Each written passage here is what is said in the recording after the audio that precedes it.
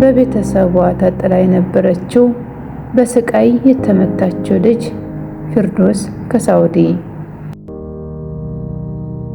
ይህ የቀልብ ዶክተር ድምፅ ነው። አልሐምዱሊላህ። ታካሚዎቻችን የሚድኑ በእኛ ኃይል እንዳይመስሎት፣ በአላህ ኃይል ብቻና ብቻ ነው።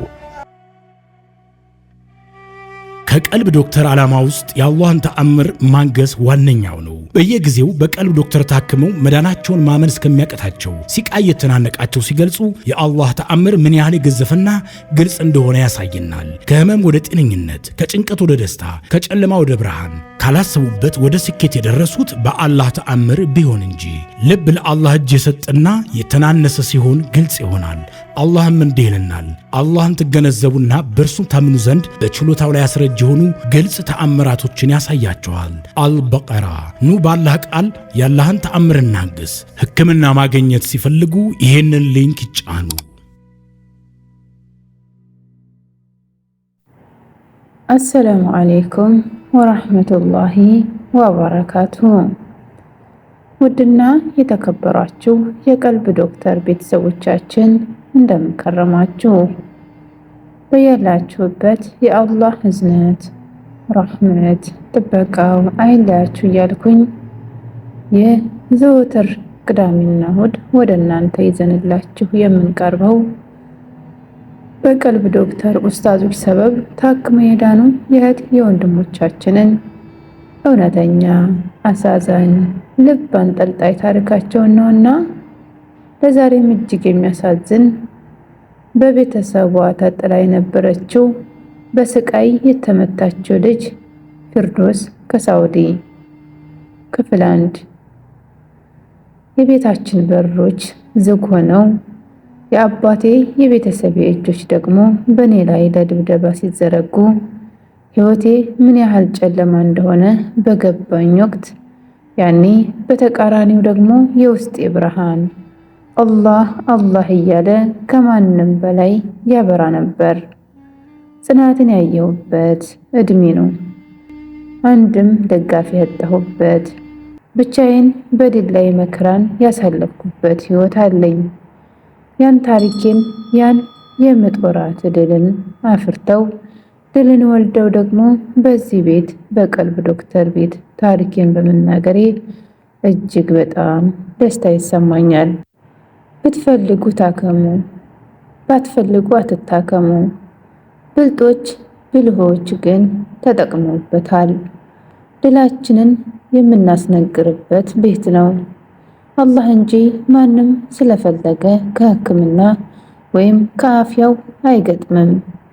እናንተ በአላህ የተመረጣችሁ ለአፍያችሁ ሰበብ እንዲሆኑ የቀልብ ዶክተር ኡስታዞችን የመረጣችሁ የዳናችሁ፣ በመዳን ላይ ያላችሁ፣ ገና እየታከማችሁ ላላችሁ፣ ብሎም እልህ አስጨራሽ ትግል ውስጥም ለገባችሁ እንኳን ደስ ያላችሁ ልል እወዳለሁ።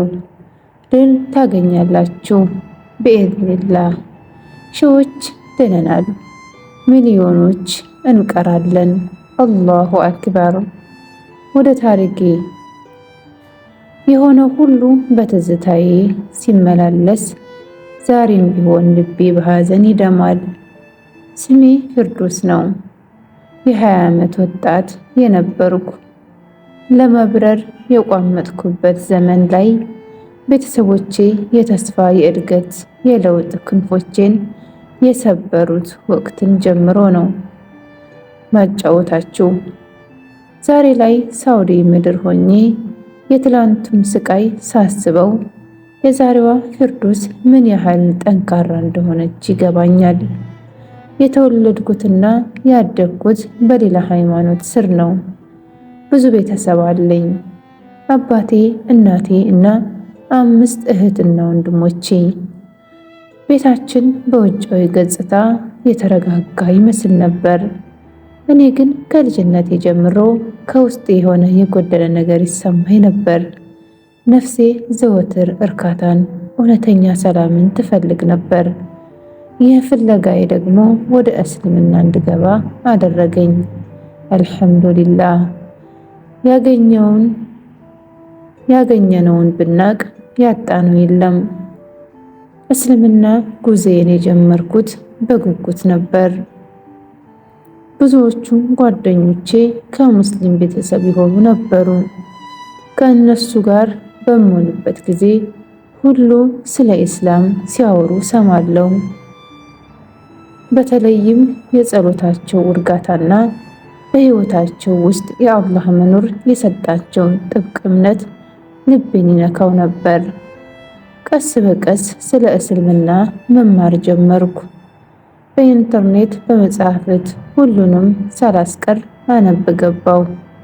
ስለ አንድ አምላክ አላህ መኖር፣ ስለ ነቢዩ ሙሐመድ አለይሂ ሰላቱ ወሰላም መልእክተኛነት፣ ስለ ፍትህና ሰላም አስተምህሮቱ ሁሉም ነገር ልክ ከኔ እንደጎደለ እውነት ሆኖ ተሰማኝ። እስልምናን የተቀበልኩት 20 ዓመቴ ላይ ነው። ያ ቀን የህይወቴ ታላቅ ቀን፣ ልክ ከጨለማ ወደ ብርሃን እንደወጣው ሸሃዳን ስል ከዚህ በፊት ተሰምቶኝ የማያውቅ ሰላም ልቤን አጥለቀለቀው። ይህ ሰላም ግን ብዙም ሳይቆይ በቤተሰቤ ቁጣ እሳት ተፈትኗል። ለኔ መስለም የቤተሰቤ ምላሽ አስደንጋጭ ነው። መጀመሪያ ላይ በድብቅ ነበር የምሰግደው፣ አልፎ አልፎም እጾም ነበር። ነገር ግን ቤተሰቦቼ በተለይ እናቴ እንቅስቃሴን እየተከታተለች እንደሆነ ተሰማኝ። ከዛ በኋላ ያለው የአባቴ ምላሽ ግን ከሁሉ የከፋ ሆነ። አንቺ ቤተሰባችንን ነው ያሳፈርሽው ሲል ያወቀ ቀን ጮኸብኝ። አንድ ቀን ማታ ቤቴ ውስጥ እየሰገድኩ አባቴ በድንገት ክፍሌ ገባ። ሳልጨርስ ተነስቼ ልብሴን አደራርቤ ልወጣ ስል እዛው መስገጃዬ ላይ እግሬ ጠልፎ ደፋኝ። አልቻልኩም። ተንበርክኬ በግንባሬ ስደፋየኝ። ያኔ ጥርጣሬው ልክ ገጠመለት። ስለኔ የሰማው ሁሉም እውነት መሆኑን አረጋገጠ። በዛ ሰዓት የገጠመኝ ድብደባ እስከ ዛሬ ድረስ ሰውነቴን ያመኛል። ከድብደባው በላይ ደግሞ አሞኝ ስጮህ ቤተሰቤ ሁሉ የጣዖት አምላኪ፣ የዲያብሎስ አገልጋይ እያሉ ሰድበውኛል። አባቴ ያን ያህል ተቆጥቶብኝ በህይወት ዘመኔ አያውቅም። ከዚያን ቀን በኋላ ህይወቴ እስር ቤት ሆነ። ከቤት እንደወጣ አልተፈቀደልኝም። ስልክ የተነጠቀ፣ ክፍሌ መቆለፍ ጀመረ። መጀመሪያ ግቢው ብቻ ነበር የሚቆለፈው። በኋላ ግን ክፍሌም ሳትቀር ተቆለፈች። ህይወቴ በሙሉ እስር ቤት ሆነብኝ። በዚህ ጊዜ ከእናቴ በላይ የምታዝንልኝ አክስቴ ማደጎ ልጅ፣ አክስቴ ቤት ያደገች ልጅ አለች። እሷ ሁሌ ተደብቃ እየመጣች በመስኮት በኩል ታጫውተኝ ነበር። አላህዬ ሂዳውን ይስጣትና። ቤተሰብ ሙሉ እንደተቆጣ፣ ምን እያሰቡ እንደሆነ፣ ትዳር እየፈለጉልኝ እንደሆነ፣ እንድጠመቅ እያዘጋጁኝ እንደሆነ ብዙ መረጃ ነጋ ጠባ እያመጣች አይዞሽም ትለኝ ነበር። ከክፍል መውጣት ባልችል እንኳ ምግቤ በቤተሰብ አባላት በኩል ወደ ክፍሌ ይላካል። ከቤተሰብ አባላት ጋር መነጋገርም ክልክል ነበር። እናቴ በጣም የምወዳት ሴት ነበረች። ያኔ ግን ፊቷ በንዴት የተሞላ ሰይጣን ሆነችብኝ።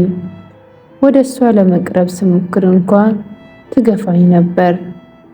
ከሁሉም በላይ እስልምናን እንድተው ያስገድዱኝ፣ ይረግሙኝ፣ ይዘልፉኝ እንዲሁም በዱላም ይመቱኝ ነበር።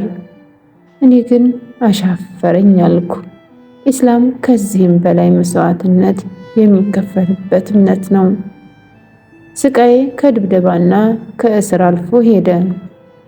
በቤተሰቦች ያለኝን አቋም ካለመቀየር የተነሳ በእኔ ላይ አስከፊ ነገር ለማድረግ ወሰኑ። ይህ ሁሉ ተደማምሮ አልበቃሽ ብሎኝ ደግሞ ህመም ጀመረኝ። መጀመሪያ ላይ ሰውነቴ መረበሽ ጀመረ። የማያቋርጥ ራስ ምታት፣ ድንገተኛ ፍርሃት እና የማይገለጽ የውስጥ ጭንቀት ይሰማኝ ነበር። ክፍሌ ብቻዬን ስሆን ድምፆችን እሰማ ጀመር። ማንም የሌለ ቢሆንም ሰዎች የሚያሾፉብኝ መስሎ ይሰማኝ ነበር። እሰግዳለሁ፣ ግን ዙር መስገድ አሱር አላውቅም ነበር። በህልሜም አስፈሪ ነገሮች ማየት ጀመርኩ። በኋላ ላይ ያወቅኩት እውነታ ግን አስደንጋጭ ሆነ። መላ ቤተሰቦቼ እንድታብድ ብለው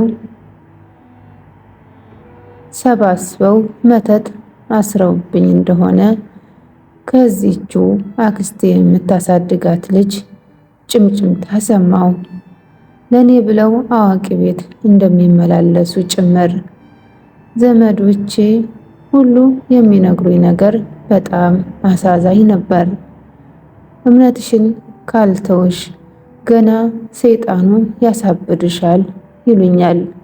ይህ ሁሉ ሲሆን እኔ ግን በህመሙ ውስጥም ሁኜ ጽናቴን መረጥኩ። በዚያ አስከፊ ጊዜ ውስጥ ጥንካሬን ያገኘሁት በዱዓና ሰላቴ ነው። በድብቅ ከሚደርሰኝ ስቃይ ወዲያ የምታመነውና የምተማመንበት ብቸኛ አካል አላህ ብቻ መሆኑን ተረዳው። ጌታዬ ሆይ እኔ ደካማ ነኝ፣ አንተ ግን ሁሉን ቻይ ነህ። በዚህ መከራ ውስጥ ጽናትን ስጠኝ እያልኩ እለምን ነበር። በእስልምና ውስጥ ከሂዳዬ ቀጥሎ ውድ ስጦታዎቼ ግን እናንተ የቅርብ ዶክተሮች ናቸው። እንድታውቁልኝ ያክል ነው። ከወራት ስቃይ በኋላ በእኔ ላይ ቤተሰቦቼ ተስፋ ቆረጡ። እኔን ማሸነፍ አልቻሉም። የኔ ጥንካሬ ያጠራቀሙትን ንዴት ሁሉ አፈረሰባቸው። በመጨረሻም ከቤቱ ልወጣ ወሰንኩ።